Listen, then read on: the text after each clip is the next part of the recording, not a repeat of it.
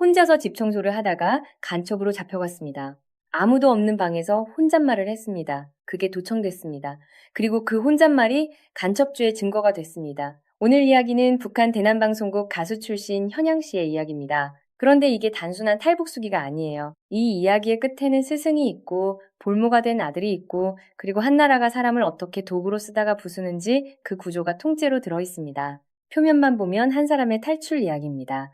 한 겹만 들어가면 심리전 국가의 내부 작동 방식이 보입니다. 한 겹 더 들어가면 그 나라가 국민을 어떻게 서로 감시하게 만드는지 그 정교한 공학이 나옵니다. 오늘 이야기를 끝까지 들으시면 북한이라는 나라를 이전과 다르게 보게 될 겁니다. 감옥이나 처형 같은 극단적인 장면이 아니라 평범한 일상 안에서 어떻게 사람이 체제에 흡수되고 또 분쇄되는지 그 일상의 구조가 보이기 시작합니다. 대남방송국이 어떤 곳인지부터 짚겠습니다. 이름만 들으면 그냥 방송국 같죠? 아닙니다.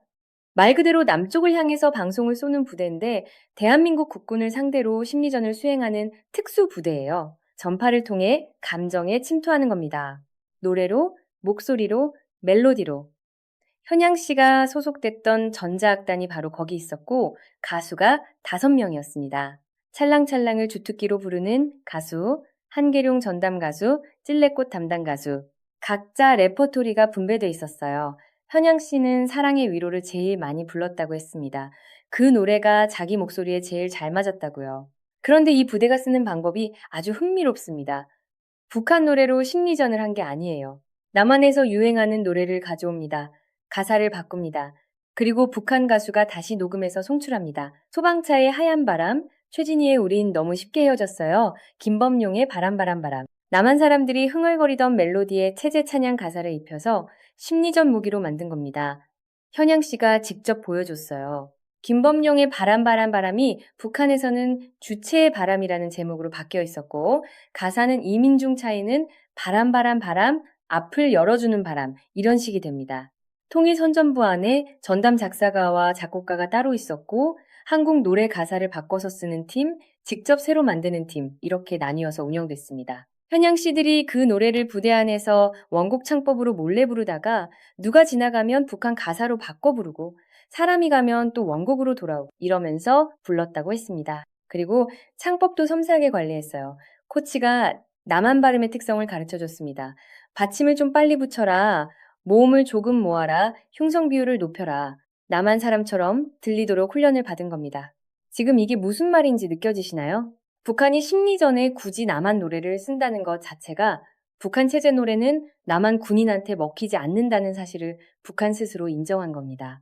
적의 무기를 빌려다 쓰는 나라, 그 심리전의 최전선에 현양 씨가 있었습니다. 근데 이쯤에서 다들 놓치고 있는 부분이 하나 있습니다. 이 심리전 콘텐츠가 남한 군인만 겨냥한 게 아니었어요. 북한 내부용 버전이 따로 있었습니다. 북극성 악단이라는 단체가 만든 영상인데 형식 자체를 서울 공연처럼 꾸밉니다. MC와 가수가 나와서 자연스럽게 대화를 합니다. 제주도 현장 기자를 라이브로 연결합니다. 한라산 기슭에서 9월의 명절을 축하하는 꽃들이 활짝 폈다면서 평양과 제일 먼 곳에 있는 제주민들이지만 장군님 영상을 제일 가깝게 그리며 산다고 보도합니다. 그리고 서울대학교 캠퍼스로 넘어가서 발길 교수라는 분이 나와서 뭐라고 하냐면 장군님 필체처럼 그런 명필 중에 명서 중에 명서는 처음 봤습니다. 이겁니다. 아니, 이거 소방차가 저작권 소송부터 해야 되는 거 아닙니까? 웃자고 하는 말이 아니에요. 이게 북한 주민들 눈에는 진짜 서울 콘서트로 보인다는 겁니다. 현양 씨 말로는 한국에서 18년을 살았는데 그 영상 속 배우들 서울말이 자기보다 더 잘하는 수준이라 소름이 돋았다고 했습니다. 억양, 어미 처리, 발음, 속도까지 완벽하게 남한식으로 만들어낸 겁니다. 그 콘텐츠를 북한 주민들이 보면 어떻게 생각하겠습니까? 남한에서도 우리 장군님을 이렇게 존경한다? 저런 사람들이 우리를 침략하려 든다는 게 말이 되냐? 이렇게 세뇌되는 겁니다. 처벌 구조가 더 정교합니다. 이 노래를 들으면 공식적으로 처벌 대상이에요. 근데 실제로 심하게 처벌하지는 않습니다. 왜냐하면 유포 자체가 목적이기 때문이에요. 처벌을 너무 강하게 하면 주민들이 의심합니다. 이게 진짜 남한 노래면 왜 걸리지? 혹시 우리나라에서 만든 건가? 그래서 가볍게 처벌하면서 계속 퍼지게 내버려 두는 겁니다. 단속하는 척하면서 사실은 퍼지기를 바라는 구조. 이게 북한 심리전의 이중 레이어입니다. 겉으로는 엄격하게 통제하는 것처럼 보이면서 실제로는 스스로가 만든 콘텐츠를 스스로 살포하는 방식입니다. 주류 언론에서 대남 방송을 다룰 때는 대부분 남한 군인을 향한 전파 심리전이라는 차원에서 끝납니다. 그런데 지상파에서 거의 다루지 않는 게 이 이중 구조예요. 같은 콘텐츠가 밖으로는 남한을 향한 심리전으로, 안으로는 자국민 세뇌용으로 동시에 작동한다는 사실, 외부를 향해 쏘는 화살과 내부를 통제하는 울타리가 같은 재료로 만들어진다는 겁니다. 이걸 모르고 보면 북극성 악단은 그냥 신기한 공연단체로 보이지만 구조를 알고 보면 이게 얼마나 정교한 이중세뇌 장치인지 보이기 시작합니다. 그런데 이 정교한 심리전 기계 안에서 현양 씨는 어떻게 거기까지 들어가게 됐을까요? 현양 씨 스승이 허영희 선생님입니다. 양강도 예술대학 교수였어요. 선생님이 15살짜리 제자를 데리고 입학 시험장에 나타났을 때 문제가 하나 있었습니다. 현양 씨 목소리가 북한 성악 기준에서는 황색 발성, 자본주의 발성이었습니다.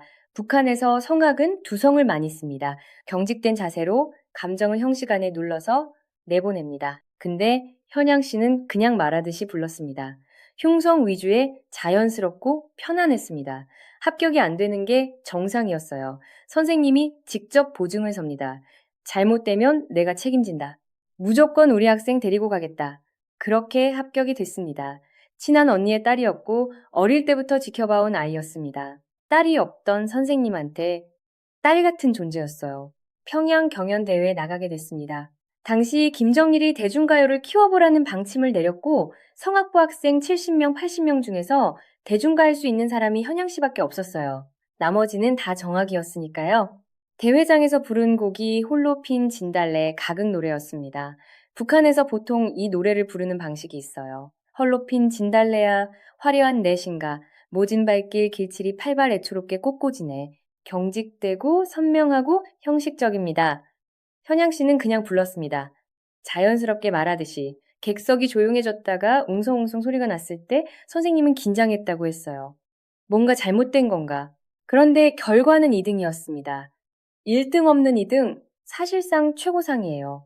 그 자리에서 대남방송국 발탁이 결정됩니다. 선생님이 현양 씨한테 그날 말했습니다.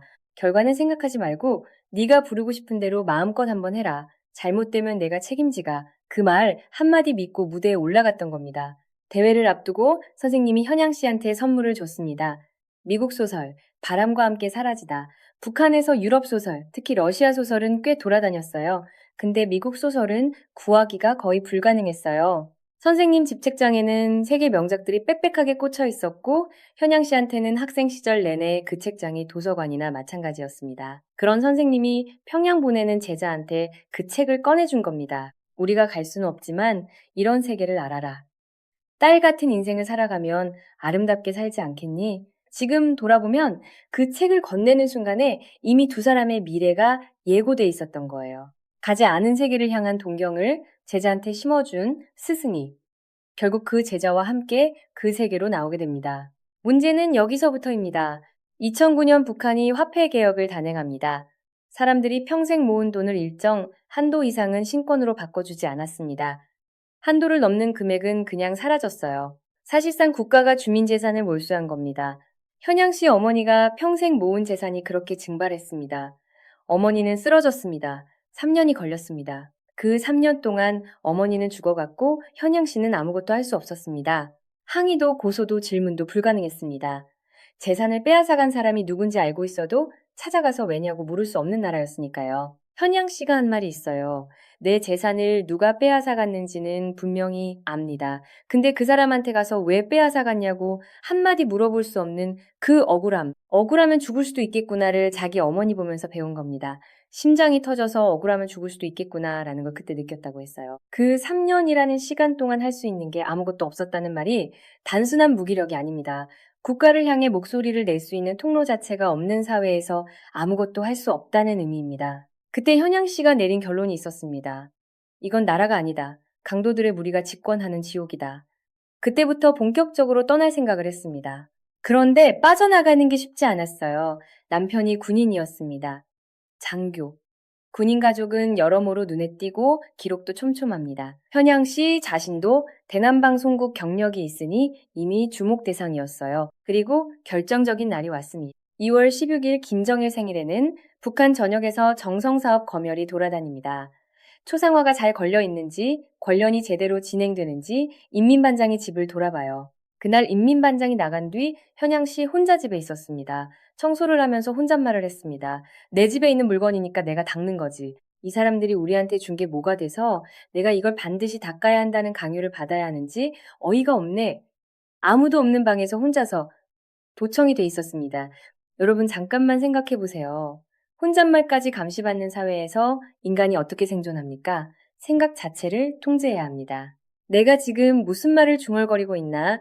혼자 있어도 몸 전체로 체제를 연기해야 합니다. 지상파 보도에서는 북한 감시 체제를 이야기할 때 강제 수용소나 공개 처형 이야기가 주로 나옵니다. 그런데 혼잣말이 도청되는 일상의 공포는 잘 다루지 않아요. 극단적 처벌보다 이 일상적 공포가 더 근원적으로 사람을 무너뜨립니다. 살아남으려면 자기 안의 목소리까지 검열해야 하니까요. 보위부에 소환됐습니다. 남편은 공모 혐의로 따로 잡혀갔습니다. 현양 씨 어머니가 중국 왕래가 잦았는데 그게 역이용됐습니다. 어머니가 중국에서 임무를 받아왔고 현양 씨가 그걸 전달받았다는 완전히 조작된 드라마가 만들어진 겁니다. 간첩 혐의였습니다. 임무 받은 적도 없고 간첩질한 것도 없는데 혼잣말 한마디로 시작된 조사가 국제 간첩 활동 혐의로 확장된 겁니다. 취조실에서 현양 씨가 한 가지를 알아챘습니다. 취조관이 내용을 정확히 파악하지 못했다는 겁니다. 도청 장비 품질이 나빠서 혼잣말을 완전히 해독하지 못한 거였어요. 현양 씨의 판단은 빨랐습니다. 죽어도 아니라고 한다. 끝까지 부인했습니다. 한 적 없습니다. 없습니다. 없습니다. 40일 만에 먼저 석방됐습니다. 그리고 나오자마자 스파이가 붙었습니다. 북한 보위부의 전형적인 수순입니다. 일단 잡아다가 취조를 하면서 자백을 받으려 하고 자백을 못 받으면 풀어줍니다. 그런데 풀어주는 게 끝이 아니에요. 나온 뒤에도 계속 감시를 달아서 접촉하는 사람들, 하는 말들, 다니는 곳들을 기록합니다. 그리고 그 기록을 바탕으로 또 다른 혐의를 만들어냅니다. 현양 씨 경우에는 거기서 한 단계 더 나아갔습니다. 주변 사람들을 직접 스파이로 활용하려 한 겁니다. 이게 보위부 수사 방식의 핵심이에요. 피의자를 가두는 게 목적이 아닙니다. 피의자를 중심으로 관계망 전체를 통제 안에 두는 게 목적입니다. 현양 씨 한 명을 잡으러 간 게 아니라 현양 씨와 연결된 사람들 모두를 협박의 네트워크 안으로 끌어들이려 한 겁니다. 진짜 문제는 지금부터입니다. 보위부가 이번에는 선생님을 찾아갔습니다. 허영이 선생님한테 임무를 줬습니다. 제자를 감시하라고 자료를 모아서 갖다 달라는 거였어요. 선생님이 거절하려 했습니다. 다른 사람 시키면 안 되겠나? 스승이 어떻게 제자를 그렇게 하겠나? 그러자 보위부가 꺼낸 카드가 있었습니다.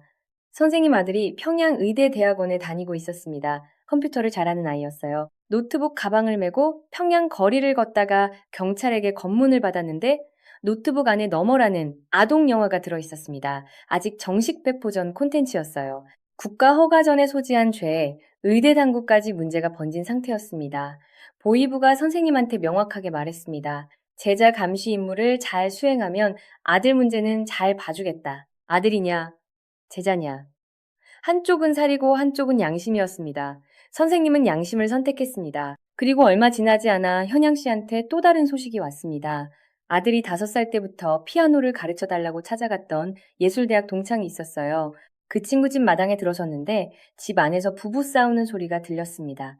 보위부가 그 친구에게도 현양 씨를 감시하라는 임무를 줬던 겁니다. 남편은 어떻게 하더라도 보위부 임무를 거절하면 우리가 위험하다 해라 하고 친구는 아무리 절친한 친구라도 배반할 수 없다고 하고 그 소리를 마당에 서서 다 들었습니다. 현양 씨가 그 자리에서 느꼈던 감각이 있습니다. 내 존재 자체가 문제구나. 이게 바로 북한 감시 체계가 가진 가장 정교한 부분입니다. 국가가 직접 나서지 않아도 됩니다. 주변 사람들을 서로 감시하게 만들고 감시를 거부하면 그 사람이 위험해지는 구조를 만들어 놓으면 체제는 가만히 있어도 사회 전체가 스스로 작동합니다. 친구가 친구를 감시하고 스승이 제자를 신고해야 하고 이걸 거부했을 때 치르는 대가를 눈앞에서 목격하는 나라. 이 구조 안에서 사람은 점점 홀로가 됩니다. 가까운 사람을 믿을 수 없게 되고 믿다가는 그 사람을 위험에 빠뜨리는 상황이 됩니다. 이건 실패가 아니라 설계입니다. 공포는 감옥 안에서만 작동하는 게 아닙니다. 자유로운 사회에서는 국가가 시민을 통제하려면 물리력이 필요합니다.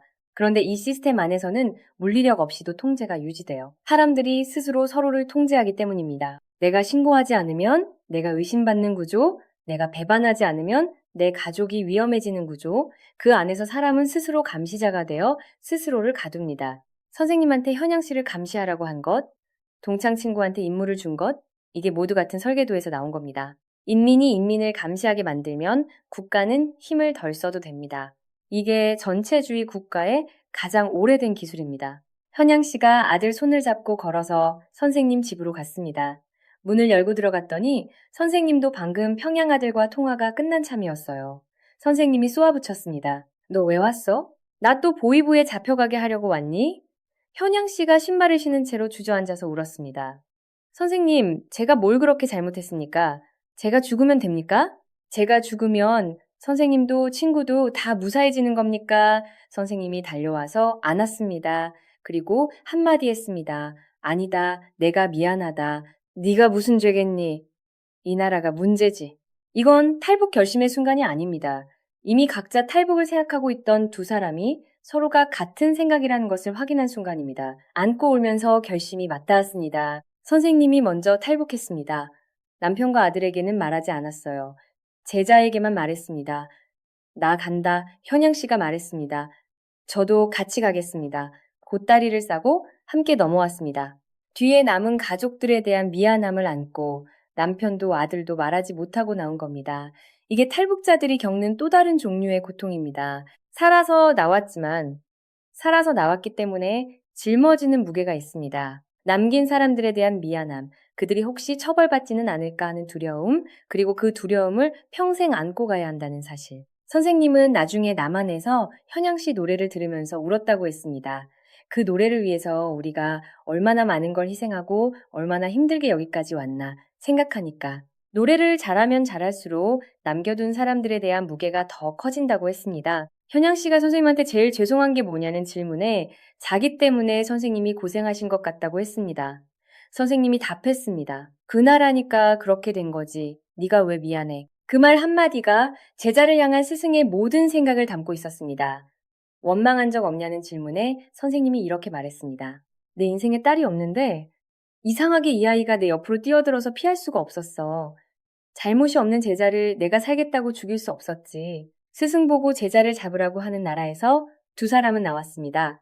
북한이 만들어낸 심리전 가수가 결국 그 심리전이 지배하는 나라를 떠난 겁니다. 그 나라는 지금 이 순간에도 누군가의 혼잣말을 듣고 있고 누군가의 스승에게 전화를 걸고 있고 누군가의 친구 부부를 싸우게 만들고 있습니다. 심리전으로 외부를 향해 쏘면서 동시에 그 심리전보다 더 정교한 내부 감시 시스템으로 자국민을 통제하는 나라. 우리가 이 체제의 내부를 얼마나 알고 있는지 그 질문은 아직 닫히지 않았습니다.